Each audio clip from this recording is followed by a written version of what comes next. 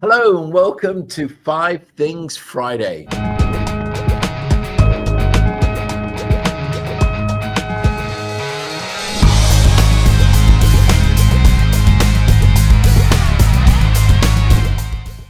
Hi guys, I'm Laura. I'm a tech and retail advisor and consultant in the Australian ecosystem, and I work with brands and retailers. I'm Alex, one of the co-hosts, 5 Things Friday show. I help retailers build their thought leadership and authority in retail across the globe, and also the founder of the Retail Podcast. As you will see, Reef is missing. We recorded Reef's session, so we'll go to him now. Thanks, Alex. Today, I've got two rippers. One's positive and one not so positive. So let's start with the not so positive. And I think this is a trend that's being seen in Western countries all around the world. And that is retail crime. I know that the NRF in the States have done numerous reports. Yeah. In Australia and New Zealand, there are numerous discussions. And what really brought this home to light this year was the fact that Mia Anderson, who was the GM of retail and channels for 2 Degrees from New Zealand, they're a New Zealand telco, talked about employer satisfaction, employer NPS. And one of the big elements underpinning their real dissatisfaction with their workforce was the employer or the sales staff on the shop floor, their sense of safety at work. Got you.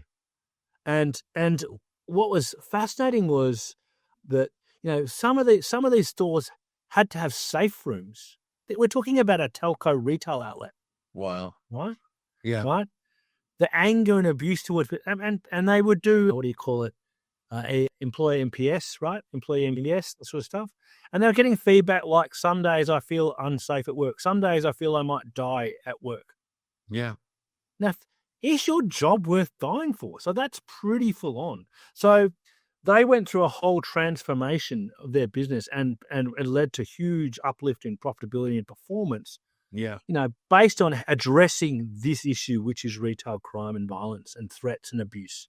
And so what that sort of made me think about, because it wasn't the topic we were leading for, but it was underpinned the dissatisfaction for the workforce, was really, and then all this stuff happening around was, well, let's have dig a little bit deeper into retail crime. And really, when I look at it, retail crime, in terms of that abuse, violence, intimidation, is really a Western thing.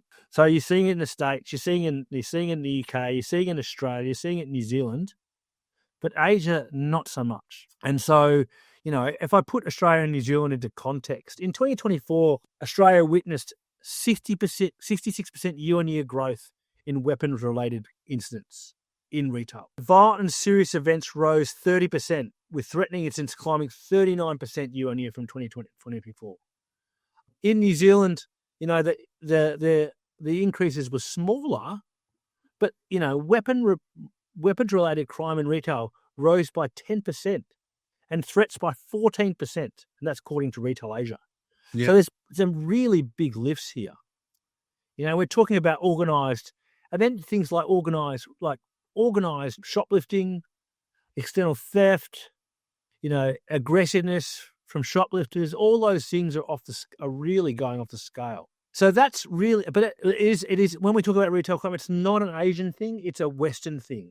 But if you look at retail crime in Asia, Southeast Asia, you know, the historic roots of large-scale cyber scam operations is Southeast Asia.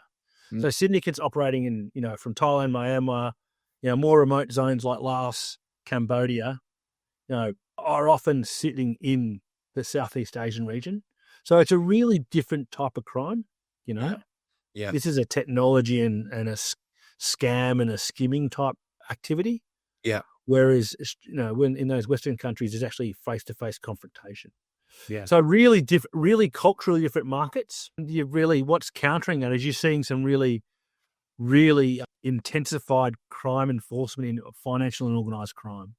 Yeah. And so anti-money laundering and counter-terrorism financials, and so places like Australia, Singapore, Hong Kong, Indonesia, Malaysia, India and China, amongst others, are really working to counter a lot of that cyber crime and the anti-money laundering. And so it's on two fronts then, crime as well as physical in store. In store, yeah. So that's really interesting, because everyone's been talking about retail crime, but it manifests differently in different parts of the world. Got you. The second, so that's the negative, and we always, no one comes to work to be threatened, or to be ripped off. No. On the other side is retail media. Yeah. And I wanted to talk about retail media in the context of the region. Yeah. So in terms of maturity, retail media really is further down the maturity curve in an APAC versus other parts, North America and Europe.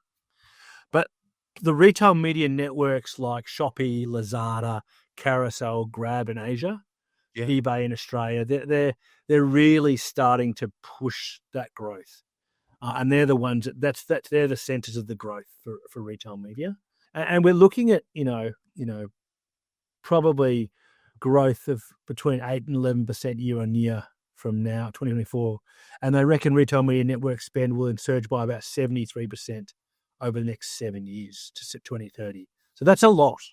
Yeah, right. That's a lot. What some of the outcomes of this is retail media is moving from being a tactical tool in the region to a strategic growth driver.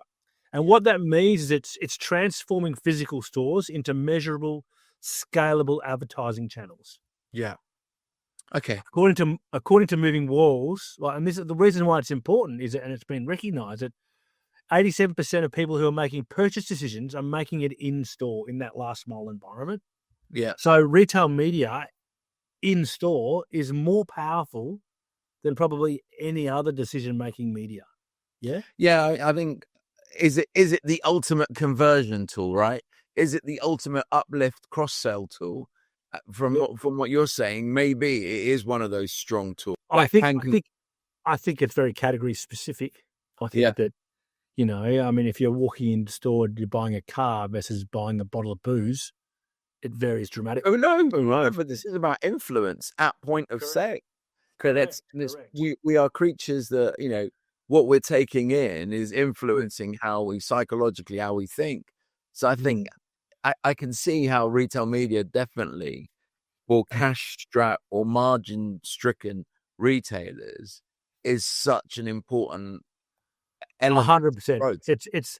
It's a revenue driver that really wasn't formally understood, and it's becoming that.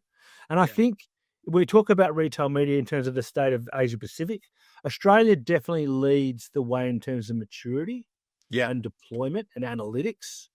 And that's, I believe, primarily led by the technology that's plumbing it together. Yeah. That North American or European plumbing has very much come to Australia. So I think the tech vendors have driven that.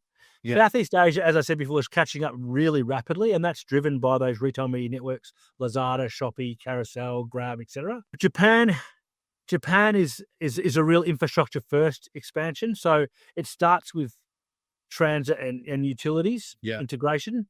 But the key thing here is one, we go back to the big gorilla in the corner, which is China. Yeah. And just China, while it hasn't maybe it's such a nice way, right? Yeah, it's currently, according to Axios, 44% of global retail media ad spending is in China, right? Which is, that's enormous. And they are China, as we know, through JD and Alibaba and those platforms, they have incredible retail media networks in their own right. But there's a level of maturity in China, which means that share will probably drop back a bit as other regions sort of catch up. Yeah, because I think we're running in a multiple speed market at the moment. So that's a little bit about retail media. In terms of Southeast Asia, there's still plenty of new opportunity. Australia is at the front of it, but really doesn't have the scale that someone like China does. Nice, brilliant. Okay, buddy, thank you so much. I know you're a busy man, so I'll let you crack on. Thank you, my friend. Always good to chat. I look forward to speaking to you next week when we speak. Fantastic. Cheers. Laura, I know we're talking to you live in Sydney from what's the retail event that you're chairing? Yeah, so this is the Online Retailer, it's called. It's the biggest retail conference in Australia. We've got about 4,000 people at it. And I chaired the event. I chaired it last year and I'm chairing it this year. It's pretty full on, and across the road from the event in my hotel room, and then I have to run back over. I want to be super respectful to your time. Why don't you kick us off, take us into your top? We didn't even discuss. Do you have one? Do you have two? How many do you have for us this week? I have two. I want to start with the one which I'll talk to you about the 5 key themes coming out of the Australian conference, right? Very strong. Brilliant. So, and they're not dissimilar to what we're saying globally. Maybe I'll give a little bit of viewpoint into each of them. Number one, marketplaces. I mean, we're sick of saying it, but it's just such a massive topic that I'll come back to that. So marketplaces really dominating. We've had consolidation in marketplaces, but the big ones are really going full pelt. So I think it's like the ones who are marketplaces and are really strong are going deeper into being a bigger, better marketplace. So that's number one, really about that speed, operation and delivery. That's we know that more operationalizing customer expectations coming across, really important. Resale or re-commerce or whatever you want to. Absolutely, yeah.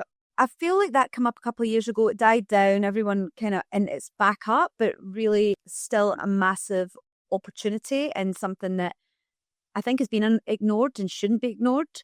Social commerce, we know, you know, but Alex, one thing here, TikTok hasn't arrived here and it's going to arrive here at some point. Really? You don't feel it's like a TikTok shop or any other? TikTok shop has not arrived here. So we still get TikTok and you can still, I guess, do social commerce. Let's be honest, you can sell through content and just, I guess, checkout is different.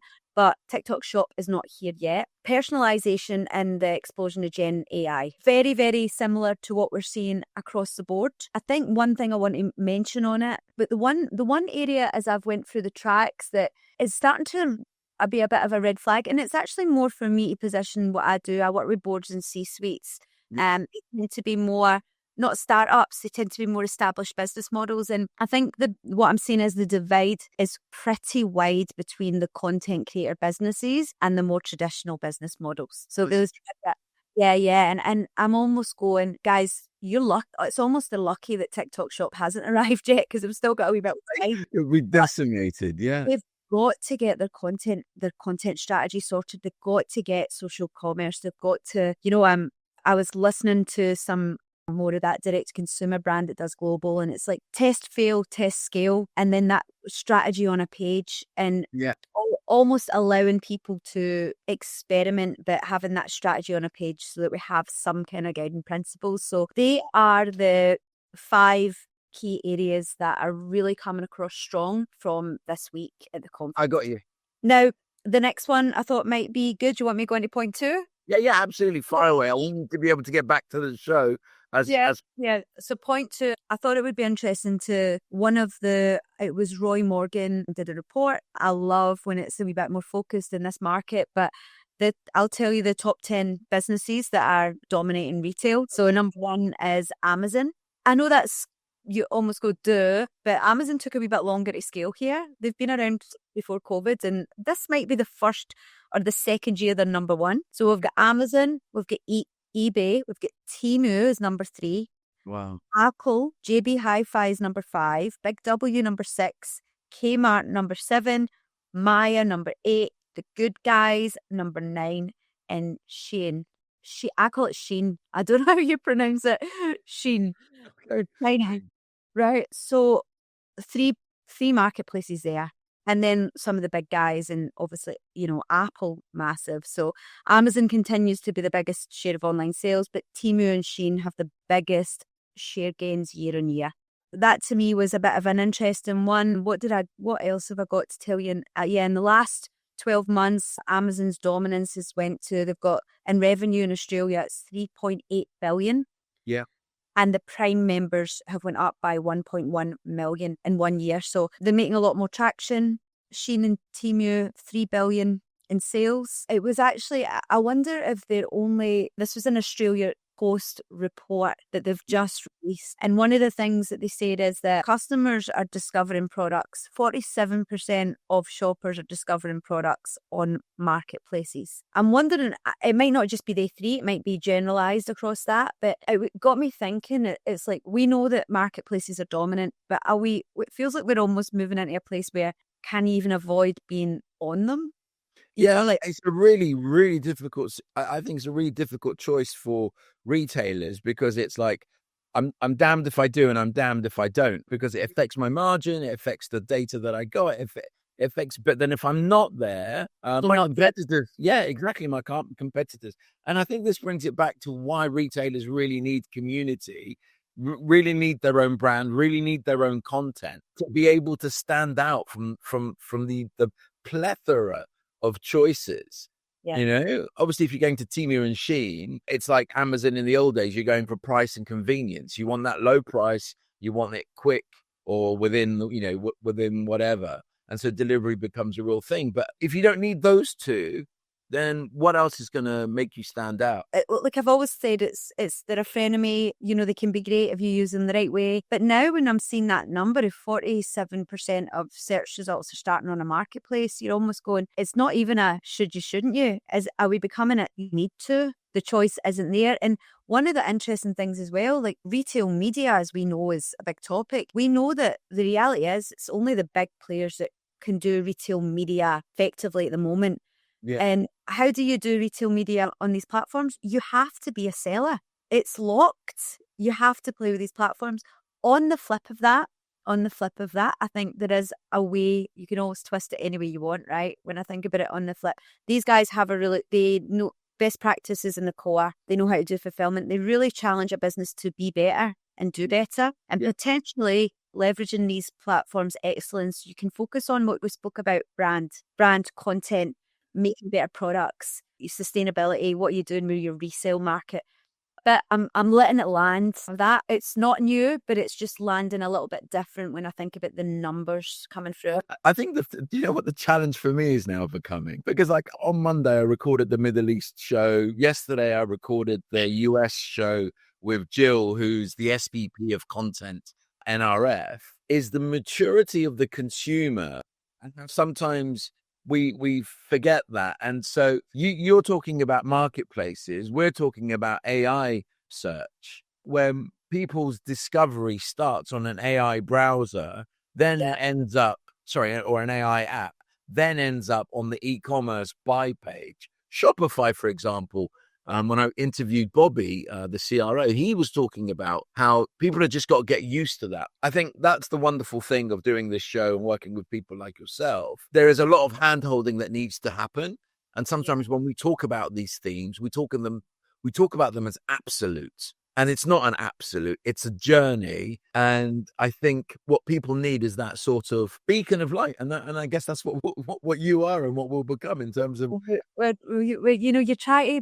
you try to break it down into where should you go first? Because actually on that AI, the search, it is a topic here as well. And it actually makes me lean into that search piece because I'm thinking about AI as well. But 1 in 3 customers here are starting their search journey on like ChatGPT. It's okay. All right. So it is the same thing then.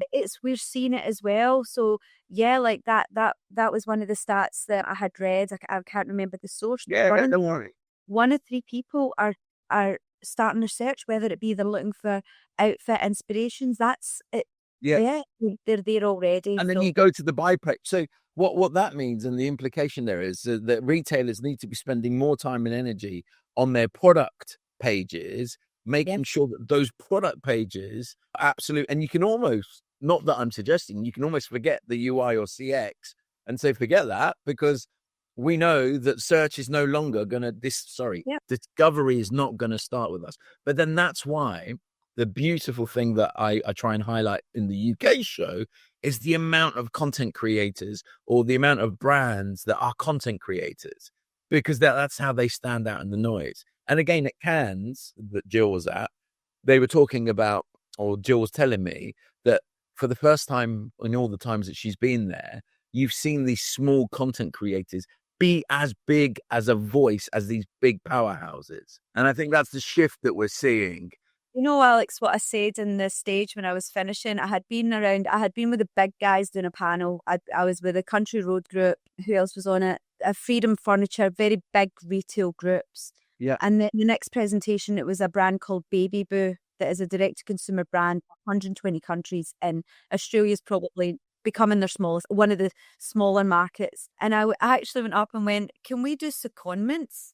Because, with this, And they wish, right? The big guys wish that they could get these guys in. I know, and I'm trying to flip it because I do think some of the leadership and the more grounding business model is where the D2C brands become unstuck. So I'm going, well, let's implant the couple of CIOs, the COOs in to them, help them kind of maybe get a wee bit more foundations really strong, and then let's get some of these really great digital marketing people that test, fail, test, scale, that have done it and know how to do content at scale into the big retailers. So maybe that's my next project is how do we do secondments between really, that. I'm sure people will bite your hand off for it, in terms of getting that. It's a culture thing as well. And again, I've done enough projects to know that if you can't change the culture of the company, getting one leader in, maybe that one leader will start the changing culture, but you need to have that culture. And I think D2C brands, I hate this phrase, but obviously it's what the kids say. It just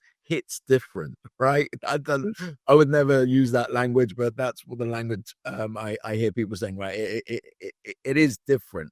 And I think it's really interesting. So listen, I said I'll be really quick. We're running over. I love talking to you. So have a wonderful time and I'll see you next week. Thank you. I'll see you next week, Alex. Bye, everyone. See ya.